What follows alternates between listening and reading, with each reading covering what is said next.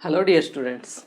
तो last lecture में हमने हमारे चैप्टर एटॉमिक स्ट्रक्चर में थॉमसन का एटॉमिक मॉडल देख लिया था और हमने रदरफोर्ड का जो एटॉमिक मॉडल था, जो उसने अल्फ़ा पार्टिकल स्कैटरिंग एक्सपेरिमेंट जो किया था, वो भी हमने देख लिया था और उसका ड्रॉबैक भी हमने देख लिया था कि कैसे आपकी जो मैक्सवेल की इलेक्ट्रोमैग्नेटिक थ्योरी है उसके अकॉर्डिंग अगर कोई भी आपका चार्ज पार्टिकल किसी दूसरे चार्ज पार्टिकल के इन्फ्लुएंस में एक्सेलरेशन मोशन में मूव करता है तो वो क्या करता है, कंटिन्यूस एनर्जी इमिट करता है in the form of radiation. ठीक है, तो उसकी एनर्जी क्या होती है, कंटिन्यू डिक्रीज होती रहेगी। ठीक है, और एक टाइम ऐसा आएगा कि आपका जो इलेक्ट्रॉन है वो किस में शामिल हो जाएगा, न्यूक्लियस में। ठीक है ना, तो ऐसा नहीं होता है।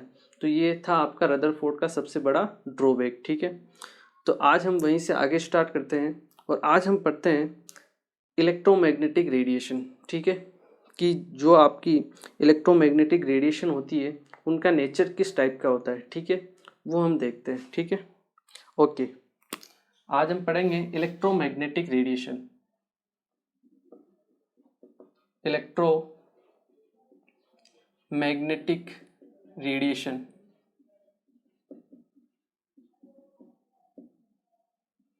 जिन्हें हम प्यार से क्या बोलते हैं, EMR।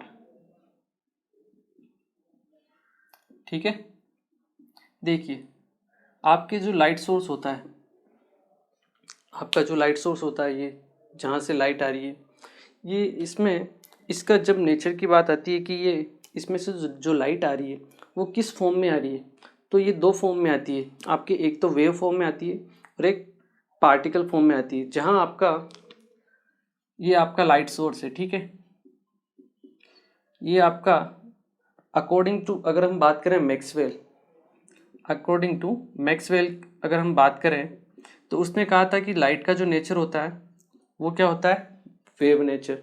वहीं अगर हम बात करें प्लांक की, ठीक है, तो उसने क्या कहा था, इसका लाइट का जो नेचर होता है वो क्या होता है, पार्टिकल नेचर होता है। ठीक है, तो मैक्सवेल ने क्या है, बहुत सारी जो आपकी थ्योरीज थी, जैसे डिफ्रैक्शन हुआ, ठीक है ना, बहुत सारे कॉन्सेप्ट थे जो उसने प्रूफ भी किए, किसके जरिए, लाइट के वेव नेचर को लेके। ठीक है, लेकिन वहीं कुछ आपके थ्योरीज भी थी, कुछ और एक्सपेरिमेंट थे जो वो प्रूफ नहीं कर पाया था वेव नेचर के जरिए, और वो प्लांक ने प्रूफ किए थे आपके पार्टिकल नेचर के जरिए, जैसे आपका ब्लैक बॉडी रेडिएशन हुआ। ठीक है ना, तो वो आप लाइट के वेव नेचर से एक्सप्लेन नहीं कर सकते हो, या फोटो इलेक्ट्रिक इफेक्ट हुआ, ठीक है ना, वो आप किससे प्रूफ कर सकते हो, प्लांक के पार्टिकल नेचर से। ठीक है ना, तो यहाँ पे ये दो थ्योरीज जो हो गई वो जनरेट होगी आपकी लाइट के नेचर को लेके। ठीक है, क्लियर है। अब अगर हम बात करें लाइट के मैक्सवेल के अकॉर्डिंग बात करें तो लाइट का नेचर कौन सा है, वेव। ठीक है, अब हम बात करते हैं, देखिए वो आई होप वो आप लोगों ने नोट कर लिया होगा। अब अगर हम बात करें इलेक्ट्रोमैग्नेटिक रेडिएशन की कि वो क्या होती है, ठीक है ना, तो देखिए अगर मैं आपके सामने इलेक्ट्रोमैग्नेटिक रेडिएशन को शो करूं तो आप ध्यान से देखिएगा। ठीक है, सपोज करो ये आपका एक्स एक्सिस है, ठीक है, ये आपका एक्स एक्सिस है और ये है आपकी डायरेक्शन ऑफ प्रोपगेशन लाइट की, जहाँ पे आपका लाइट जो है वेव वो मूव कर रही है, तो इसे हम बोलेंगे direction of propagation, direction of propagation. ठीक है, अब मैक्सवेल के अकॉर्डिंग आपके लाइट के दो कंपोनेंट होते हैं, एक होता है इलेक्ट्रिक फील्ड और एक होता है मैग्नेटिक फील्ड। अगर हम वाई एक्सिस माने आपके इलेक्ट्रिक फील्ड को, ठीक है, ये आपका इलेक्ट्रिक फील्ड, ठीक है, और जेड एक्सिस कहीं यहीं पे होगा, हमने इसको मान लिया थोड़ा आपका जेड एक्सिस, ये क्या है आपका जेड एक्सिस। ठीक है, ये आपका वाई हो गया, ये आपका कौन सा है, मैग्नेटिक फील्ड। ठीक है, तो अकॉर्डिंग टू मैक्सवेल आपके जो इलेक्ट्रिक फील्ड होते हैं और मैग्नेटिक फील्ड होते हैं वो दोनों एक दूसरे के परपेंडिकुलर होते हैं, और जो वेव की डायरेक्शन होती है वो दोनों के भी परपेंडिकुलर होती है, मतलब वो इलेक्ट्रिक फील्ड और मैग्नेटिक फील्ड दोनों के परपेंडिकुलर होगी। देखिए कैसे, अगर हम बात करें, जैसे मैं आपको सामने डायग्राम शो करता हूँ इलेक्ट्रिक फील्ड के लिए, तो आपकी इलेक्ट्रिक फील्ड की जो वेव है, सपोज करो इस टाइप की वेव है आपकी, ठीक है।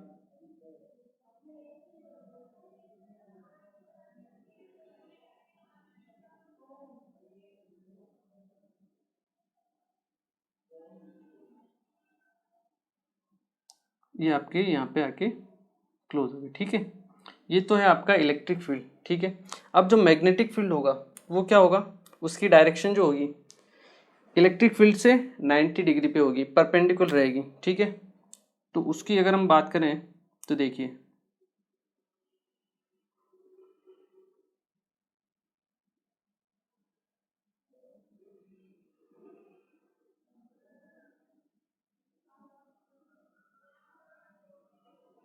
देखिए ये जो है आपकी कौन सी डायरेक्शन है, एक्स एक्सिस, ठीक है। ये है आपकी वाई एक्सिस, ठीक है। ये आपकी इलेक्ट्रिक फील्ड और ये है आपकी मैग्नेटिक फील्ड। अब जो डायरेक्शन ऑफ प्रोपगेशन है वो क्या है, इन दोनों के से 90 डिग्री पे, मतलब इस डायरेक्शन में, ठीक है। ये तो आपका इस तरफ मूव कर रही है, ठीक है, और ये आपकी इस तरफ मूव कर रही है, ठीक है। और जो डायरेक्शन है वेव वो किस तरफ मूव कर रही है, दोनों से 90 डिग्री पे। मतलब आप कह सकते हो कि जैसे ये आपका इलेक्ट्रिक फील्ड है, ये आपका मैग्नेटिक फील्ड, दोनों आपके 90 डिग्री पे है, ठीक है। और ये क्या है आपका डायरेक्शन ऑफ प्रोपगेशन, मतलब आपकी वेव इन दोनों से 90 डिग्री एंगल पे उनके परपेंडिकुलर मूव कर रही है, ठीक है ना। ये होती है इलेक्ट्रोमैग्नेटिक रेडिएशन की प्रॉपर्टी, ठीक है। इसमें दो कंपोनेंट होते हैं आपके, इलेक्ट्रिक फील्ड और मैग्नेटिक फील्ड। और जो वेव की डायरेक्शन होती है वो इलेक्ट्रिक फील्ड और मैग्नेटिक फील्ड दोनों के परपेंडिकुलर होती है, ठीक है ना। तो ये चीज़ आपको ध्यान रखनी, देखो याद रखना है, एक बार समझना है, ध्यान रखना है, भूल जाना है, कोई दिक्कत नहीं है, ठीक है ना। एक बार समझ में आना चाहिए बस, इसको रटने की ज़्यादा ज़रूरत नहीं है, ठीक है ना। एक बार समझ में आ जाए कि हाँ ये इलेक्ट्रिक फील्ड होता है, ये मैग्नेटिक फील्ड होता है और डायरेक्शन परपेंडिकुलर है, दैट्स इट। इतना ही आपको ध्यान रखना है, ठीक है। अगर मैं बात करूँ तो मैं कह सकता हूँ कि electric field and magnetic field and direction of propagation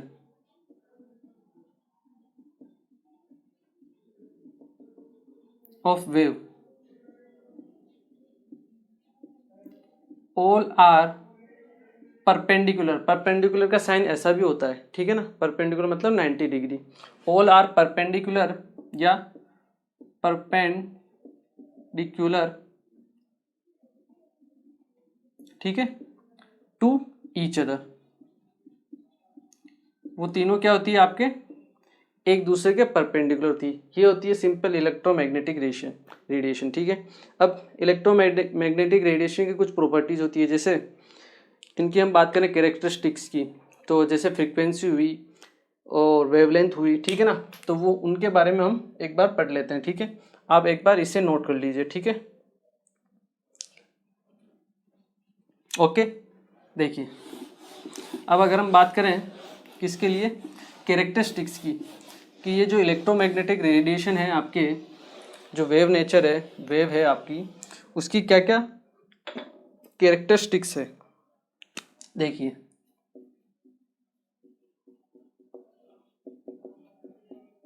characteristics of EMR, ठीक है, इलेक्ट्रोमैग्नेटिक रेडिएशन।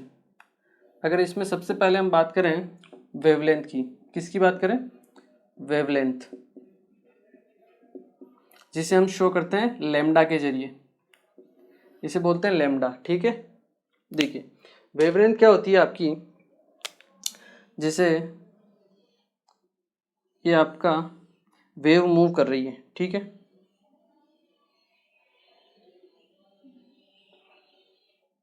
ये आपकी वेव मूव कर रही है, ठीक है। ये जो दो कंटिन्यूस क्रिस्ट होते हैं और जो आपके ट्रोज होते हैं, उनके बीच की जो डिस्टेंस होती है उसे ही हम क्या बोलते हैं, वेवलेंथ, ठीक है। दो कंटिन्यूस कॉन्जिक्यूटिव, आप या तो क्रिस्ट ले लो या ट्रो ले लो, किसी को भी ले लो, उनके बीच की जो डिस्टेंस होगी उसे ही हम क्या बोलेंगे, वेवलेंथ, ठीक है। तो आप यहाँ लिख सकते हो the consecutive distance between any two, कोई भी दो ले लो आप, any two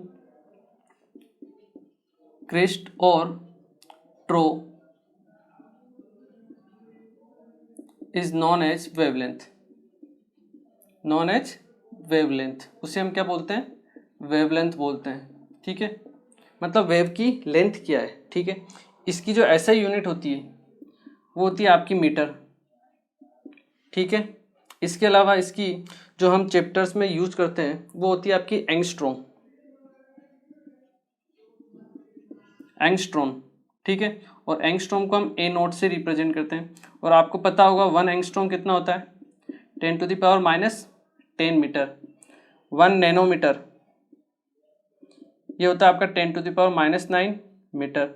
इसके अलावा 1 पिकोमीटर भी होता है, ये कितना होता है 10⁻12 मीटर, ठीक है। ये तीनों यूनिट्स है जो आपको याद रखनी है, ठीक है, क्योंकि क्वेश्चंस हमेशा आपके मीटर में नहीं आएंगे, आपको हमेशा एंगस्ट्रॉम या नैनोमीटर या पिकोमीटर में ही मिलेंगे। कि एक वेवलेंथ है जिसकी, ये आपकी एक वेव है जिसकी वेवलेंथ है 350 एंगस्ट्रॉम, तो मतलब 350 एंगस्ट्रॉम वेवलेंथ रहेगी, मतलब 350 इंटू 10⁻⁻10 मीटर, ठीक है ना। तो इस टर्म्स में आपको क्वेश्चंस मिलेंगे, तो आपको याद होना चाहिए कि 1 एंगस्ट्रॉम कितना होता है, ठीक है, 1 नैनोमीटर कितना होता है और 1 पिकोमीटर कितना होता है, ठीक है। इसको नोट कीजिए। इसके बाद हम पढ़ते हैं फ्रीक्वेंसी के बारे में, ठीक है। इसकी जो सेकंड कैरेक्टरिस्टिक्स है, ओके, देखिए अब हम पढ़ते हैं फ्रीक्वेंसी के बारे में कि फ्रीक्वेंसी क्या होती है।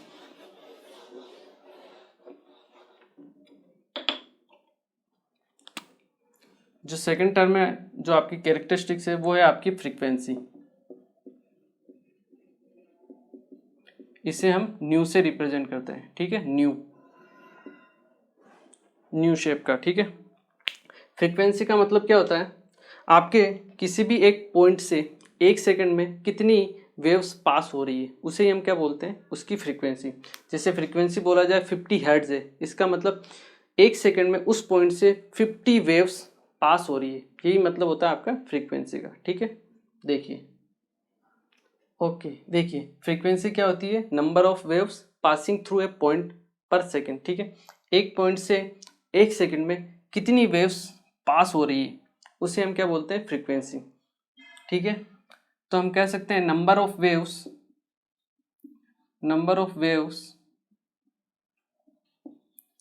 पासिंग थ्रू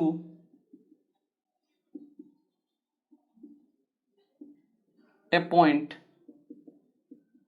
पर सेकंड,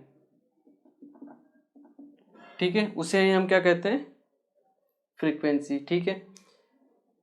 अगर हम बात करें फ्रीक्वेंसी, न्यू का जो फॉर्मूला होता है वो होता है आपका C/λ, new equal to C/λ, ये आपको याद रखना है, ठीक है। ये किसके लिए, फॉर EMR, मतलब इलेक्ट्रोमैग्नेटिक जो रेडिएशन होती है उनके लिए। लेकिन अगर आपकी कोई दूसरी वेव है तो उनके लिए न्यू इक्वल टू होगा आपका V, velocity of that wave, ठीक है, डिवाइड बाय वेवलेंथ, ठीक है।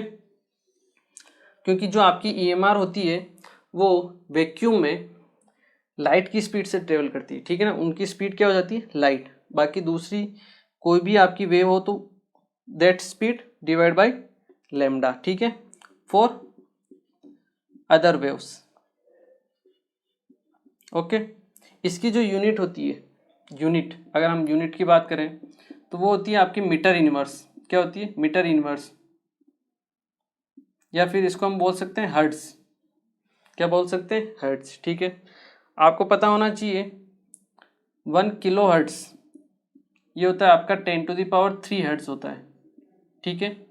1 मेगा हर्ट्ज ये होता है आपका 10⁻6 हर्ट्ज, ठीक है।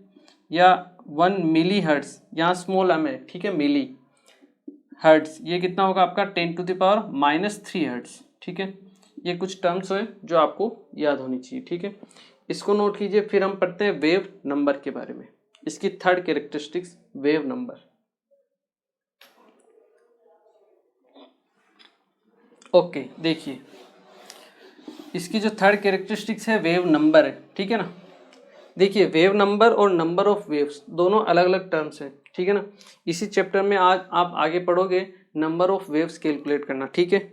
तो नंबर ऑफ वेव्स और वेव नंबर दोनों अलग अलग टर्म है, ये आपको ध्यान होनी चाहिए, ठीक है ना। मतलब आपको ध्यान रखना है, बाद में कंफ्यूजन नहीं होना है, ठीक है ना।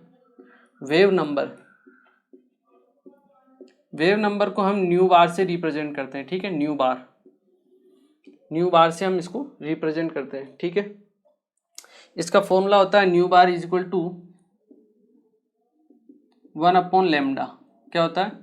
1/λ। इसकी यूनिट की बात करेंगे तो मीटर हो जाएगी, क्योंकि लैम्डा की क्या होती है? मीटर, तो ये मीटर इनवर्स हो जाएगी। या फिर हाँ, nu bar is equal to 1/λ, तो मीटर इनवर्स इसकी यूनिट हो जाएगी, ठीक है। अब अगर हम बात करें कि ये होती क्या है, तो वेव नंबर क्या होती है आपकी, एक मीटर लेंथ में कितनी वेव्स है, एक मीटर लेंथ में कितनी वेव्स है, उसे हम कहते हैं आपके वेव नंबर। तो आप लिख सकते हो द नंबर ऑफ वेव्स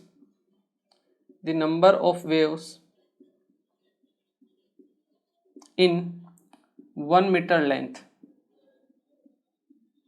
एक मीटर लेंथ में आपके कितने नंबर ऑफ वेव्स हैं, उसे हम क्या बोलते हैं? वेव नंबर, ठीक है। देखिए इसको हम डिफाइन भी कर सकते हैं, जैसे आपका हमने पढ़ा था जो आपके क्रिस्ट या ट्रो जो होते हैं आपके, उन दोनों के बीच की डिस्टेंस जो होती है, ठीक है ना। सपोज करो ये डिस्टेंस है, उसे हम क्या बोलते थे? लैम्डा, ठीक है। अब मान लो इसकी जो वेवलेंथ दी हुई है आपको, वो दी हुई है 10⁻³ मीटर, ठीक है। इसका मतलब क्या है? इसका मतलब 10⁻³ मीटर में आपके एक वेवलेंथ है। कितनी वेव है? एक ही वेव कंप्लीट हुई आपकी 10⁻³ मीटर में। तो हम कह सकते हैं इन 10⁻³ मीटर नंबर ऑफ वेव्स कितनी है आपकी? 1। अगर हमें एक मीटर में निकालनी है तो 1 metre length, in 1 metre length number of waves, तो क्या हो जाएगा आपका आंसर? 1/10⁻³ जिसको हम 1/10⁻³ क्या है? लैम्डा है, तो 1/λ भी बोल सकते हैं। तो वही आपका फॉर्मूला भी है, nu bar is equal to आपका 1/λ, ठीक है। और ये कितनी आएगी? 10⁻³ मीन्स 1000 वेव्स होंगी आपकी एक मीटर में, ठीक है। तो इस तरीके से हम वेव नंबर को भी काउंट कर सकते हैं, ठीक है। आप इसे नोट कीजिए। फिर हम जो आपका स्पेक्ट्रम होता है इलेक्ट्रोमैग्नेटिक रेडिएशन का, वो एक बार देख लेते हैं, ठीक है ना।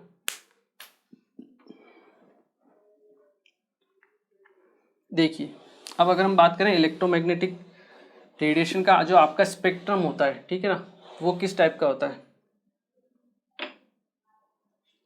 इलेक्ट्रोमैग्नेटिक EMR स्पेक्ट्रम, ठीक है ना।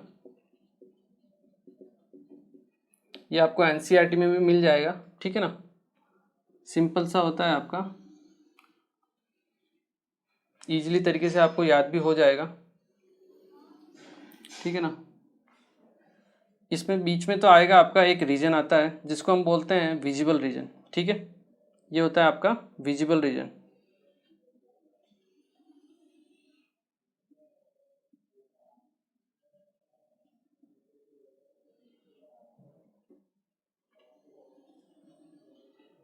ठीक है, देखिए यहाँ से यहाँ तक का जो रीजन होता है, इसको मैंने इलोबरेट किया हुआ है, ठीक है ना। ये इसको हम बोलते हैं आपका visible region.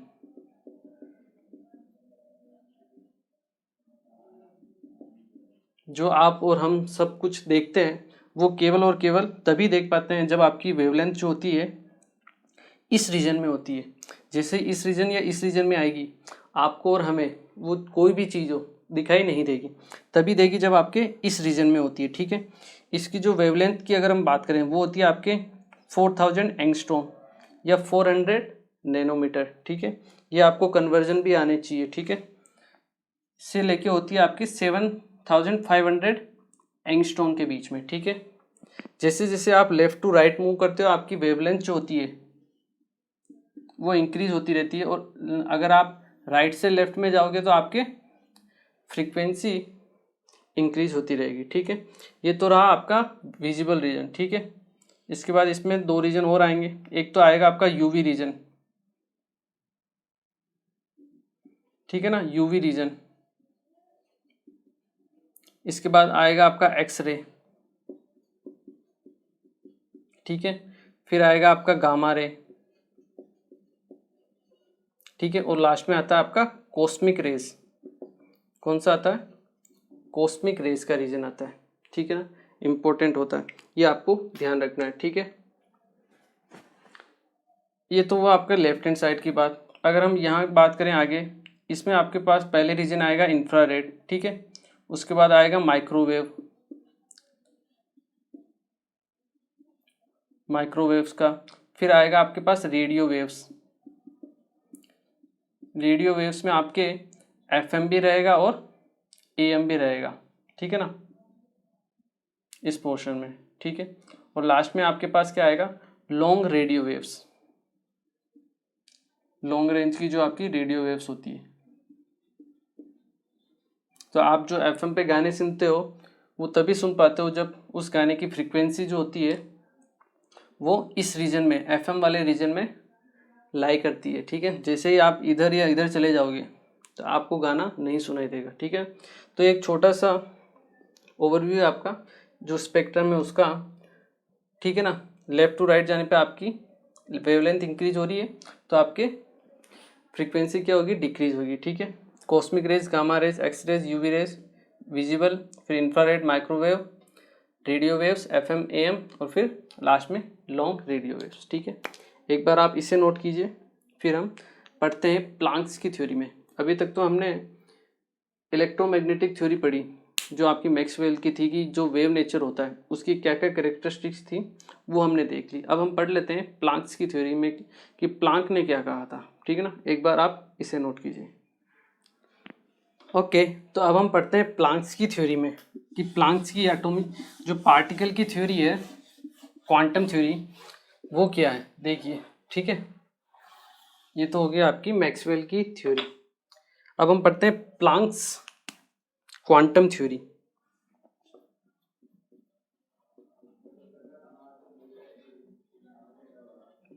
Planck's quantum theory देखिए, जो आपकी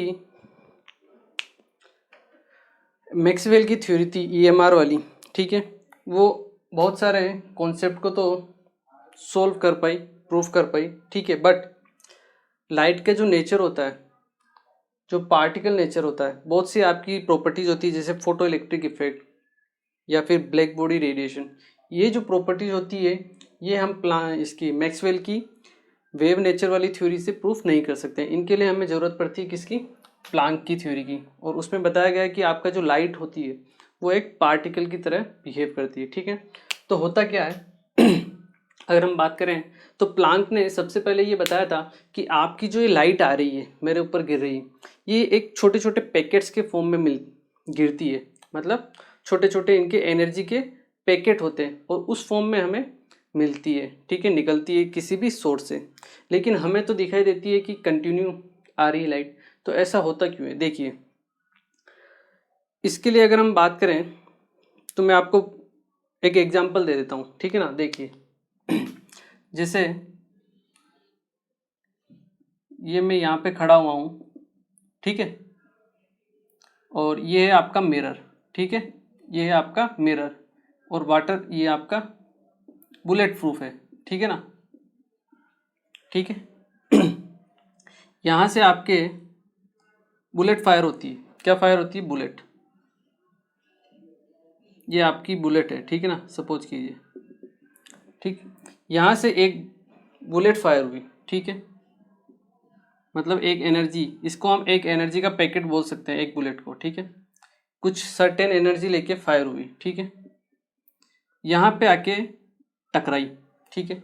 मुझे क्या दिखेगा कि एक बुलेट या एक एनर्जी का पैकेट मेरी तरफ आया, ठीक है। इसमें 6 बुलेट हैं सपोज करो, ठीक है। एक गई, फिर दूसरी गई, फिर तीसरी गई, फिर चौथी गई, फिर पांचवी गई और फिर छठी गई। तो मुझे एनर्जी जो बुलेट है कैसी आती हुई नजर आई, कंटिन्यू या डिसकंटिन्यू? डिसकंटिन्यू, ठीक है ना। पहले एक आई, फिर दूसरी आई, फिर थर्ड, फिर फोर्थ, फिर फिफ्थ और फिफ्थ सेकंड।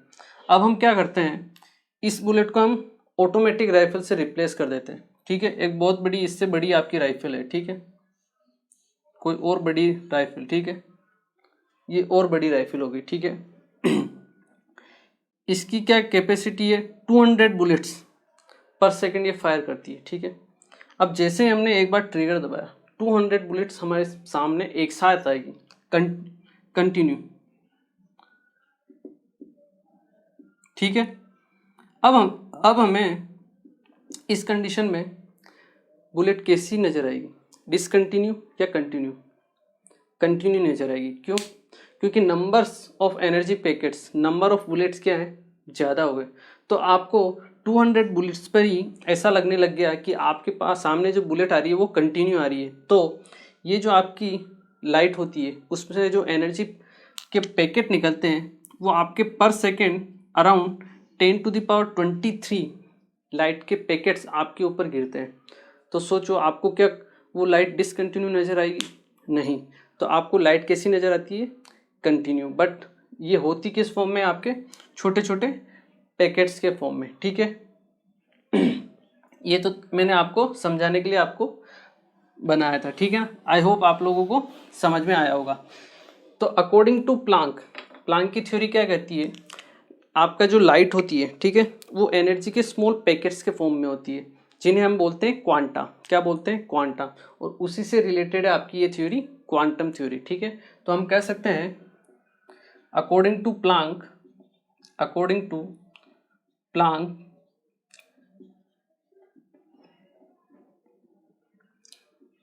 और लाइट, और अकॉर्डिंग टू प्लांक लाइट जो हमें मिलती है, ठीक है, light is travel in the form of small energy packets, in the form of small energy packets called quanta. इन्हें हम क्या बोलते हैं, एक पैकेट को हम क्या बोलते हैं, क्वांटा बोलते हैं, ठीक है। या ये जरूरी नहीं है लाइट के लिए, या आप किसी भी वेव के लिए ले लीजिए, EMR के लिए ले लीजिए, ठीक है, किसी भी रेडिएशन के लिए। अकॉर्डिंग टू प्लांक हम क्या बोल सकते हैं, EMR, इलेक्ट्रोमैग्नेटिक रेडिएशन, ठीक है। जो भी आपकी लाइट होती है जो सोर्स से निकलती है, ठीक है। लाइट के केस में सेम होता है, लेकिन उसके केस में हम क्वांटा नहीं बोलते, उसको हम क्या बोलते हैं, फोटोन नाम देते हैं। मतलब जो आपकी लाइट होती है उसमें जब आपके स्मॉल पैकेट निकलेगा उसे हम फोटोन नाम देंगे। होता वही आपका एनर्जी का पैकेट ही है, ठीक है। अगर लाइट सोर्स के अलावा किसी और सोर्स से निकले तो उसे हम क्वांटा बोलते हैं, ठीक है। And in case of light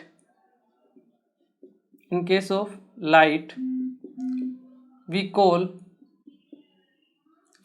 this energy packet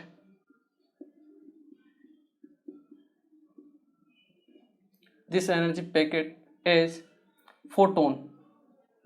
क्या हम बोलेंगे उसे, फोटोन बोलेंगे, ठीक है। ये तो थी आपकी प्लांक्स की क्वांटम थ्योरी, ठीक है। जो आपकी वेवलेंथ, जो आपकी वेव होती है, जो आपकी लाइट होती है, वो पार्टिकल फॉर्म में ट्रेवल करती है, ठीक है। इसकी भी कुछ ना कुछ कैरेक्टरिस्टिक्स है। अगर हम बात करें कैरेक्टरिस्टिक्स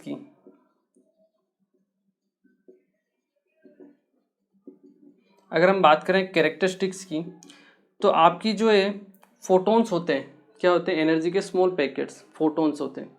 ये वैक्यूम में लाइट की स्पीड से ट्रेवल करते हैं।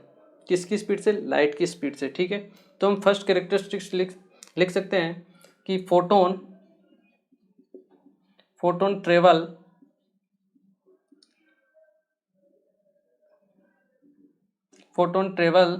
In vacuum at the speed of light की फॉर्म में आपकी ये ट्रेवल करते हैं, ठीक है, फर्स्ट थिंग। सेकंड थिंग, इन फोटोन्स की कुछ ना कुछ वेवलेंथ होती है, और कुछ ना कुछ फ्रीक्वेंसी होती है, ठीक है। आप किसी भी मीडियम में चले जाइए, इनकी स्पीड चेंज हो जाएगी और वेवलेंथ चेंज हो जाएगी, बट इनकी फ्रीक्वेंसी जो है वो चेंज नहीं होती है, ठीक है। तो हम क्या कह सकते हैं,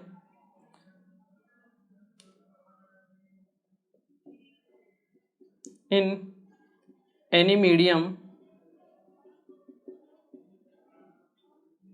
photon have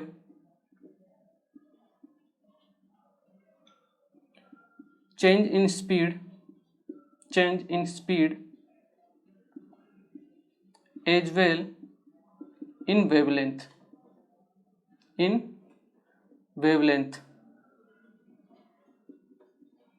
but there is no change in frequency। उसकी फ्रीक्वेंसी में कोई भी चेंज नहीं होता है, उसकी स्पीड चेंज हो जाएगी और उसकी वेवलेंथ चेंज हो जाएगी, पर उसकी फ्रीक्वेंसी चेंज नहीं होती, क्योंकि फ्रीक्वेंसी का formula mu equal to C upon lambda होता है। आपकी स्पीड चेंज हो जाएगी और वेवलेंथ चेंज हो जाएगी, पर उनका जो रेशियो होता है वो हमेशा आपका कांस्टेंट रहेगा।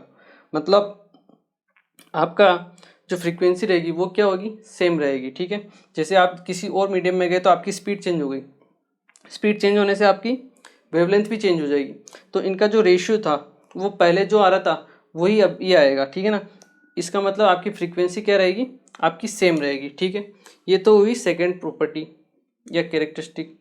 अगर हम थर्ड कैरेक्टरिस्टिक की बात करें तो एक फोटोन का जो मास होता है, रेस्ट मास मतलब जो फोटोन ट्रेवल कर रहा है, अगर वो रेस्ट पे आ जाए, वैसे तो वो कभी रेस्ट पे आता है नहीं, वो हमेशा ट्रेवल करता रहता है, लेकिन बाई चांस अगर कभी वो रेस्ट पर आ जाए तो उसका मास क्या होता है, 0 होता है, ठीक है ना।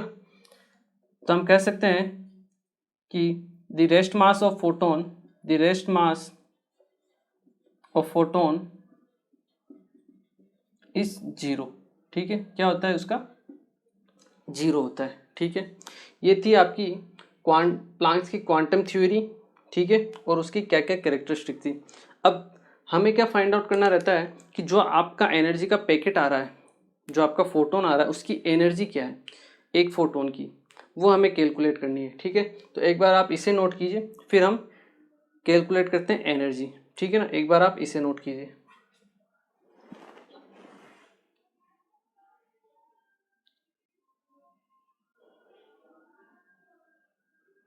ओके, देखिए अब हम बात करेंगे एनर्जी ऑफ फोटोन की, कि आपकी फोटोन की क्या एनर्जी है, मतलब जो फोटोन आ रहा है वो किस एनर्जी को लेके आ रहा है, ठीक है। एनर्जी ऑफ फोटोन, अगर हम इसकी बात करें तो प्लांक ने ये बताया था कि कोई भी आपकी जो फोटोन रहेगा वो किसी ना किसी, या तो उसकी कुछ ना कुछ वेवलेंथ होगी, ठीक है, और उसकी कुछ ना कुछ क्या होगी, फ्रीक्वेंसी होगी, ठीक है। तो आपकी फोटो एनर्जी जो होती है फोटोन की, वो डायरेक्टली प्रोपोर्शनल होती है उसकी फ्रीक्वेंसी के, ठीक है। किसी भी फोटोन की जो एनर्जी होती है वो किसके डायरेक्टली प्रोपोर्शनल होती है, आपके फ्रीक्वेंसी के, उसी फोटोन की, ठीक है। मतलब जिस एनर्जी सोर्स से वो आ रहा है उसकी जो आपकी फ्रीक्वेंसी रहेगी, ठीक है, उसके। अब यहाँ पे प्रोपोर्शनलिटी साइन हटेगा तो E इक्वल टू क्या हो जाएगा आपका, एच न्यू। यहाँ पे एच क्या है, या फिर E equal to H nu. H यहाँ पे क्या है आपका, एच आपका एक कांस्टेंट होता है, ठीक है। इसको हम न्यू को हम क्या बोल सकते हैं, सी अपॉन लेमडा बोल सकते हैं। इसको हम एच सी अपॉन लेमडा भी बोल सकते हैं।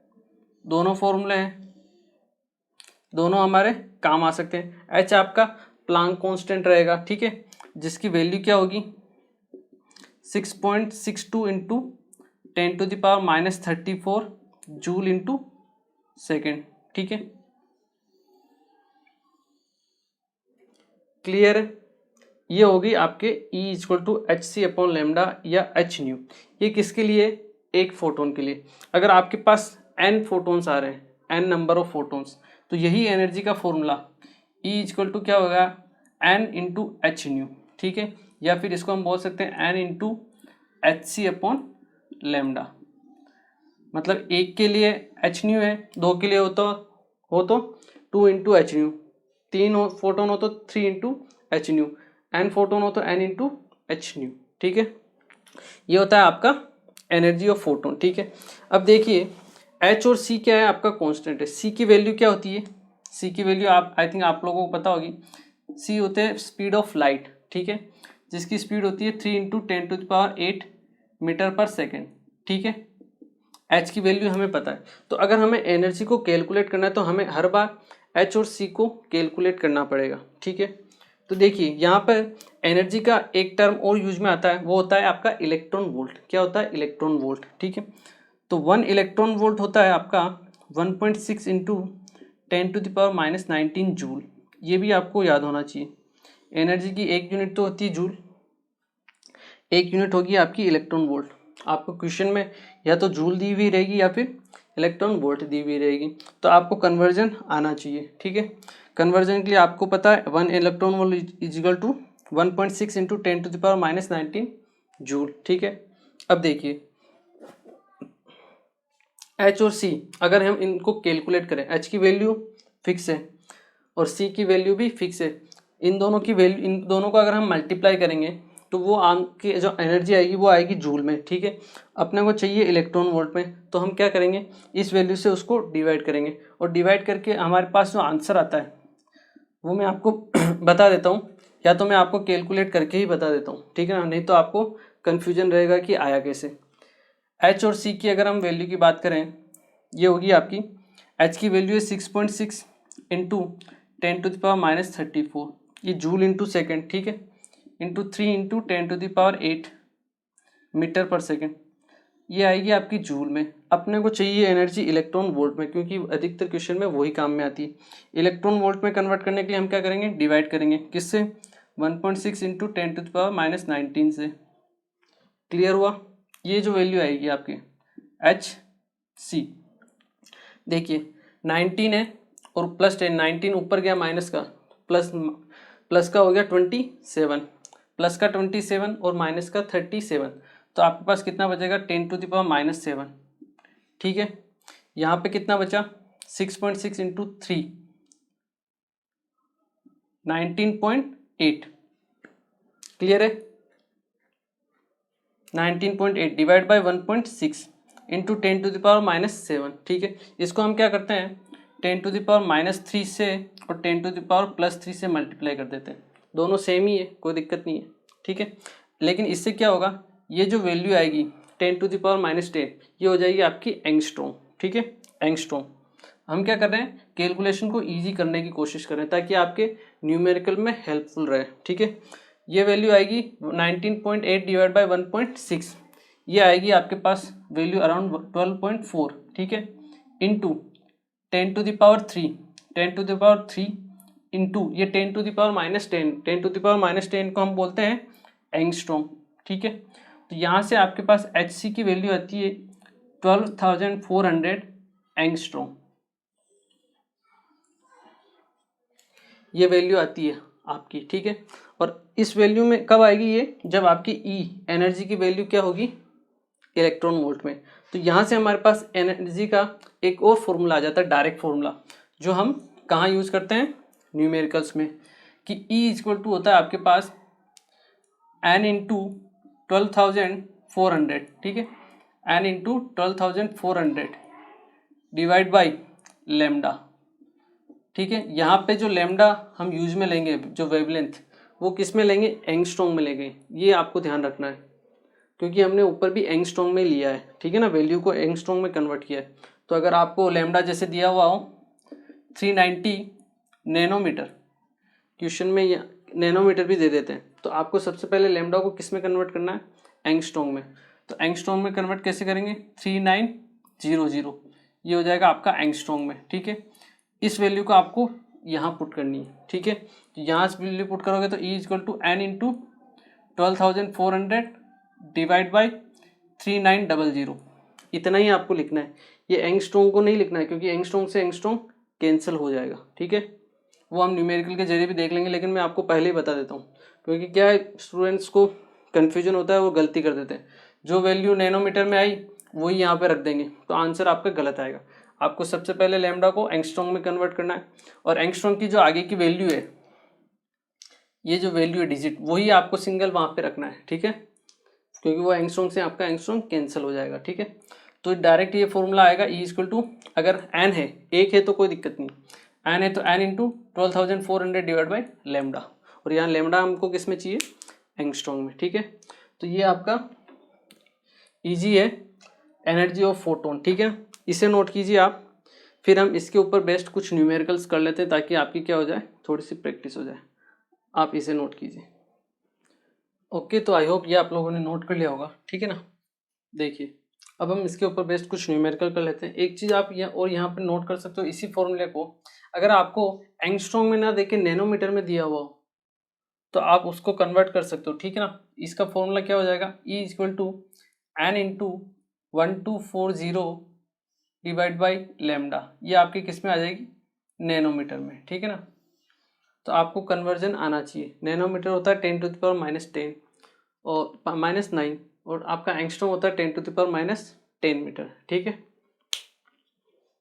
ओके, देखिए अब हम करते हैं इसके ऊपर बेस्ड कुछ न्यूमेरिकल्स।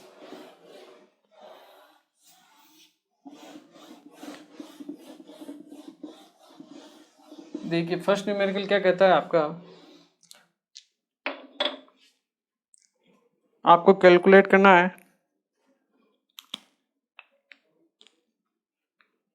क्वेश्चन क्या है, calculate the energy of 100 photons if the wavelength of photon is 2000 angstrom. 2000 angstrom उसकी वेवलेंथ है, ठीक है। डायरेक्ट फॉर्मूला बेस्ड क्वेश्चन है, वीडियो पॉज कीजिए एंड ट्राई कीजिए, ठीक है। करूँ स्टार्ट। देखिए E का फॉर्मूला हमने देखा अभी, E इक्वल टू क्या होता है, N into HC upon lambda, ठीक है। E हमें फाइंड आउट करनी, N कितने 100 फोटोन से, तो 100 इंटू HC की वैल्यू हमने अभी फाइंड आउट की, कितनी होती है आपको, देखिए यहाँ लेमडा आपको किस में दिया हुआ, एंगस्ट्रॉम में, तो आप एंगस्ट्रॉम वाली वैल्यू काम में ले लो, कौन सी है 12,400 डिवाइड बाई लेमडा, लेमडा कितना है 2000, ये आपकी एंगस्ट्रॉम में आती है, या इसको हम बोलेंगे इलेक्ट्रॉन वोल्ट एंगस्ट्रॉम, ठीक है ना। साथ में यूनिट भी लिख दीजिए ताकि कंफ्यूजन ना हो। लेमडा कितना है 2000 एंगस्ट्रॉम, ये एंगस्ट्रॉम से आपका एंगस्ट्रॉम कैंसिल, ठीक है। 1 2 3 1 2 3 2 से जाएगा ये 1240 से 620, तो आपके पास आंसर कितना आएगा 620 इलेक्ट्रॉन वोल्ट। इजी क्वेश्चन था, नोट कीजिए। सेकंड क्वेश्चन हम देखते हैं। सेकंड क्वेश्चन क्या कहता है, a light source of wavelength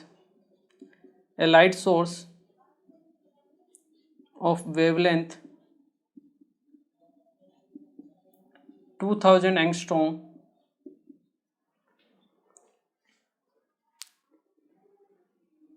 emits 0.5 joule energy, कितनी एनर्जी इमिट करता है 0.5 जूल, ठीक है। आपको कैलकुलेट क्या करना है, calculate the number of photons emitted from the source, मतलब आपको n की वैल्यू फाइंड आउट करनी है, n की वैल्यू, ठीक है। पॉज कीजिए, ट्राई कीजिए। ओके, मैं स्टार्ट करता हूँ। देखिए सबसे पहले एनर्जी है, उसको आपको एक तो किस में कन्वर्ट करना पड़ेगा, इलेक्ट्रॉन वोल्ट में, ठीक है ना। E वही फॉर्मूला सेम हम यूज में लेंगे, ठीक है। क्या होगा आपका N into HC upon lambda, N आपको फाइंड आउट करना है, ठीक है। N इंटू HC की वैल्यू कितनी हुई आपकी 1240400 एंगस्ट्रॉन्ग में ये electron volt into angstrom upon lambda कितना है आपका 2000, ये 2000 एंगस्ट्रॉम, यहाँ से जो आपके पास एनर्जी आएगी वो किस में आती है, आपके इलेक्ट्रॉन वोल्ट में। आपको किस में कन्वर्ट करनी है, उसको जूल में कन्वर्ट करनी है। क्या करोगे आप, उसको क्या करोगे, डिवाइड कर दोगे, ठीक है ना। या तो आप यहाँ पे चेंज कर लो या फिर आप यहाँ पे चेंज कर लो, ठीक है, कोई दिक्कत नहीं, दोनों में आपके पास सेम आएगी। यहाँ से वैल्यू आएगी इलेक्ट्रॉन वोल्ट में, ठीक है। इलेक्ट्रॉन वोल्ट को जूल में कन्वर्ट करना हो तो 1 electron volt is equal to 1.6 into 10⁻⁻19 joule. तो आपको जूल में कन्वर्ट करना है, इस इलेक्ट्रॉन वोल्ट को मल्टीप्लाई कर दो, ये आपकी एनर्जी जो आ जाएगी किस में आ जाएगी, जूल में। ये किसके बराबर है, 0.5 के, ठीक है। यहाँ से आप सोल्व कर लीजिए, आपका एंगस्ट्रॉन्ग से एंगस्ट्रॉन्ग कैंसिल, ये ईवी कैंसिल हो चुका है, ये आपका जूल में आ गया, ठीक है। 1 2 1 2, ठीक है।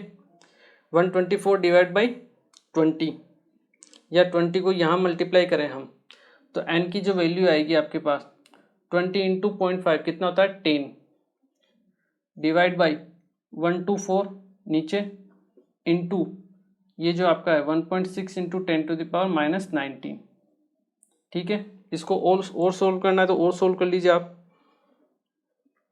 10 डिवाइड बाई, अब देखिए 124 इंटू 1.6 अप्रोक्सीमेट आप कैलकुलेशन कर सकते हो, इस चैप्टर में कोई दिक्कत नहीं है, ठीक है ना। 124 इंटू आपका 1.6, देखिए 124 इंटू 1.6, 124 को मैं 125 ले लेता हूँ, 125 मीन्स आपका 500 डिवाइड बाई 4, ठीक है, इंटू 1.6 को मैं लिखता हूँ 16/10, ठीक है। 10 से आपका 10 कैंसिल, 4 से जाएगा ये 4 टाइम्स, 50 इंटू 4 कितना हुआ आपका 200, ये आपके वैल्यू आई आपकी 200, ठीक है। 10⁻⁻19 ऊपर जाएगा 10⁻+19, ठीक है। और इजी सोल्व करना है तो 10 इंटू 10⁻2, मैंने 2 पावर इसमें शामिल कर ली, अलग कर ली, ठीक है। और 10⁻17 हो गया divide by 200, 100 10⁻2 100, 100 into 10 1000, 1000 divide by 200 कितना हुआ 5।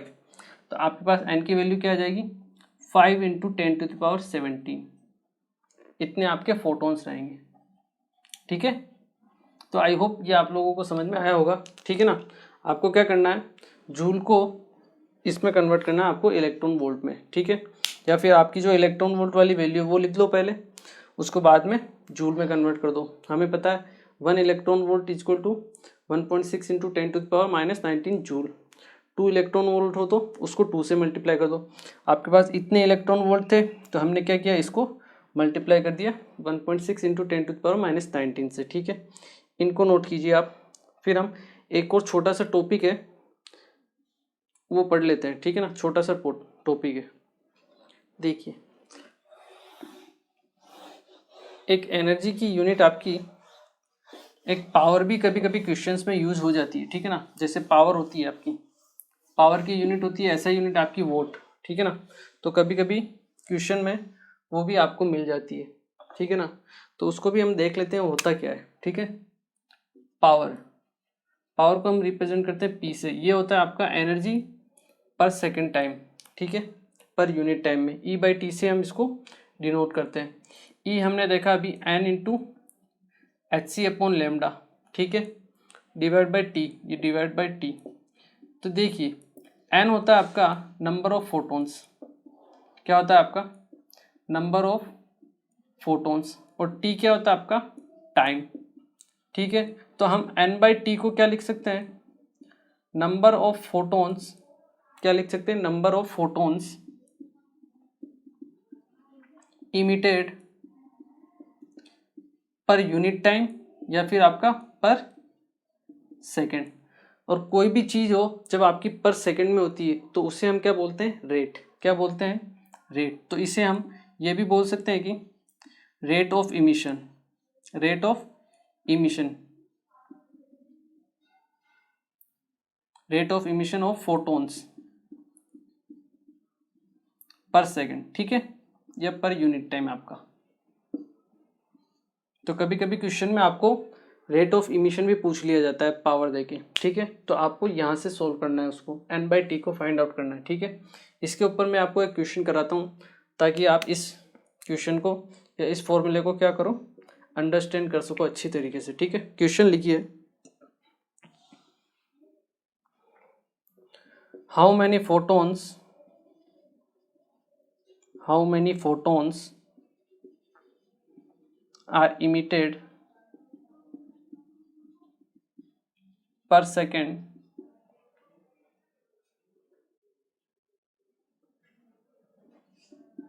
by a 5 milliwatt, 5 milliwatt है वो, ठीक है ना, लेजर ऑपरेटिंग एट 620 नैनोमीटर। ठीक है ना, आपको क्या फाइंड आउट करना, how many photons are emitted per second. अगर आपको ये बोल दिया मतलब आपको रेट पूछी गई है, rate of emission of photons, ठीक है, n/t पूछा गया है, ठीक है, per second by a 5 milliwatt laser operating source. आपका कोई सोर्स है लेजर वाला जिसकी पावर क्या है 5 मिलीवॉट, वोट पावर की क्या होती है ऐसा यूनिट होती है, ठीक है। तो 5 मिलीवॉट आपका पावर दिया हुआ है, आपको वेवलेंथ दी हुई है, आपको n/t की वैल्यू फाइंड आउट करनी है। कैसे फाइंड आउट करेंगे, इसी फॉर्मूले से, p कितना दिया हुआ है आपको, p equal to n/t into hc/λ, ठीक है। यहाँ से p कितना है आपका 5 मिली वोट, मिली मतलब 10⁻³ वोट, ठीक है। मिली को आपको किस में कन्वर्ट करना है, नॉर्मल वोट में। n/t आपको फाइंड आउट करनी है, ठीक है, इनटू hc की वैल्यू हमने लिखी थी, कितनी होती है 12,400, किस केस में, एंगस्ट्रॉन्ग में, यहाँ नैनोमीटर में, तो या तो इसको एंगस्ट्रॉन्ग में कन्वर्ट करके 12,400 लिख लो, या फिर 1240 लिख के आप कर लो, क्या करो, डायरेक्ट नैनोमीटर की वैल्यू लिख लो 620, ये आपकी किस में आ जाएगी, इलेक्ट्रॉन वोल्ट नैनोमीटर में, ठीक है, ये आपका नैनोमीटर, ठीक है। यहाँ से आप सोल्व करोगे तो यहाँ से ये कैंसल, n/t की वैल्यू आपके पास आ जाएगी, ये आपके पास इलेक्ट्रॉन वोल्ट में है, आपको जूल में कन्वर्ट करना पड़ेगा, 1.6 इंटू 10⁻⁻19 से मल्टीप्लाई कर दीजिए, क्योंकि ऐसा ही यूनिट में आंसर चाहिए। तो यहाँ से आप n/t की वैल्यू फाइंड आउट कर सकते हो, ये जाएगा अराउंड 2 टाइम्स, ठीक है। n/t की 2 की वैल्यू कितनी आ जाएगी आपके पास, this value upon 2 into 1.6 into 10⁻⁻19, ठीक है ना, जिसको आप सोल्व भी कर सकते हो, ठीक है, आप सोल्व कर सकते हो आराम से। 5 इंटू 10⁻³ डिवाइड बाई 3.2 इंटू 10⁻⁻19, ठीक है, ये वैल्यू आ जाएगी, आप इसको सोल्व कर लेना। आई होप इतना तो आप कर ही लोगे, मुझे आपके ऊपर पूरा विश्वास है, ठीक है। तो देखिए आज हमने एटॉमिक स्ट्रक्चर में क्या देखा, आज हमने एक तो प्लैंक की थ्योरी देखी, उससे पहले जो मैक्सवेल की जो थ्योरी थी उसने जो नेचर बताया था लाइट का, कि उसका वेव नेचर होता है, ठीक है, और उसकी क्या क्या कैरेक्टरिस्टिक्स थी वो हमने देखी। उसके बाद हमने प्लैंक्स की थ्योरी देखी कि प्लैंक्स क्या कहता है, प्लैंक कहता है कि आपका जो लाइट है, फोटोन जो एनर्जी है वो आपके दो फॉर्म में ट्रेवल करेगी, ठीक है, लाइट, एक तो पार्टिकल की फॉर्म में और एक वेव फॉर्म में। तो क्या होता है ये भी मैं आपको बता देता हूँ, प्लैंक की थ्योरी में ये आता है कि जब आपकी लाइट जो होती है, ये आपकी लाइट ये किसी सोर्स से टकराती है, अगर बिना कोई सोर्स नहीं है, ट्रेवल कर रही है, तो ये आपके एक वेव फॉर्म में ट्रेवल करती है, किस फॉर्म में, वेव फॉर्म में ट्रेवल करती है। लेकिन ये जब किसी पे स्ट्राइक करती है, जब किसी पे स्ट्राइक करेगी ये, ठीक है, जब आपकी स्ट्राइक करती है तो यही आपका जो नेचर होता है वेव नेचर से बदल के किस में चला जाता है, आपका पार्टिकल नेचर में, ठीक है ना। तो प्लैंक ने ये नहीं कहा कि केवल वेव नेचर, उसने कहा कि वेव नेचर भी है और पार्टिकल नेचर भी है। जब ट्रेवल करेगी किसी से टकराएगी नहीं, स्ट्राइक नहीं करेगी, तब तक उसका वेव नेचर है, लेकिन जैसे ही किसी से स्ट्राइक किया तो उसका पार्टिकल नेचर आ जाता है, ठीक है। तो ये इंपॉर्टेंट चीज़ें थी, उसकी थ्योरी हमने देखी। प्लैंक कांस्टेंट की वैल्यू आपको पता है h होती है, ठीक है, 6.62 इंटू 10⁻⁻34 जूल इंटू सेकेंड, ठीक है। ईजी कैलकुलेशन के लिए आप एक और चीज़ मैं आपको बता देता हूँ यहीं पे, ईजी कैलकुलेशन के लिए आप 6.62 को 20/3 भी लिख सकते हो, ठीक है, इंटू 10⁻⁻34 जूल इंटू सेकेंड। देखिए इस चैप्टर में क्या है, आपकी कैलकुलेशंस होगी, ठीक है ना। तो कैलकुलेशन में अप्रोक्सीमेट आंसर ही लाना आपको, ठीक है ना, एग्जैक्ट वैल्यू की तरफ नहीं दौड़ना है, कैलकुलेशन ईजी करनी है, ठीक है। तो 20/3 से भी आपका लगभग 6.6 के आसपास ही आंसर आता है। तो कैलकुलेशन क्या हो जाती है, ईजी हो जाती है, ठीक है। तो ये सब हमने देखे, एक दो न्यूमेरिकल भी देखे। तो आज के लेक्चर को हम यहीं फिनिश करेंगे और नेक्स्ट लेक्चर में कुछ और नई चीज़ों के बारे में हम डिस्कस करेंगे। तो मिलते हैं नेक्स्ट लेक्चर। Thank you.